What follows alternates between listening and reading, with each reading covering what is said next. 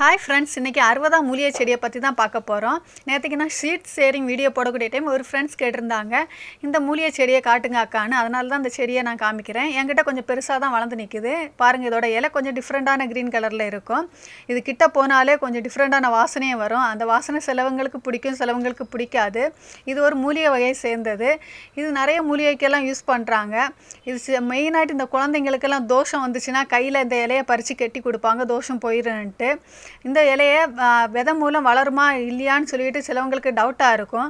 ஆனால் இது விதை மூலம் வளருதுங்க. எனக்கு விதை மூலம் வளர்ந்துச்சு. ஆனால் மெயினாக நிறைய பேர் கட்டிங் மூலம் தான் வளர்த்துறாங்க. ஆனால் எனக்கு இது விதை மூலம் காற்று மூலம் பரவி எனக்கு சில பாட்டிலெல்லாம் அது விழுந்து வளர்ந்துருக்குது பாருங்கள். அதான் நான் காமிக்கிறேன். சின்ன சின்ன கண்ணுங்களாம் முளைச்சிருக்கு பாருங்கள். இது பாட்டில் விதை காற்று மூலம் பரவி வளர்ந்தது தான் இதெல்லாம். இன்னொரு பாட்டிலையும் அதே மாதிரி வளர்ந்துருக்கு. அதனால் இது விதை மூலம் வளரலான்ங்கிறது எனக்கு ஒரு கன்ஃபார்ம் ஆயிடுச்சு. இந்த வீடியோ பிடிச்சிச்சா லைக் பண்ணுங்கள், சப்ஸ்கிரைப் பண்ணுங்கள்.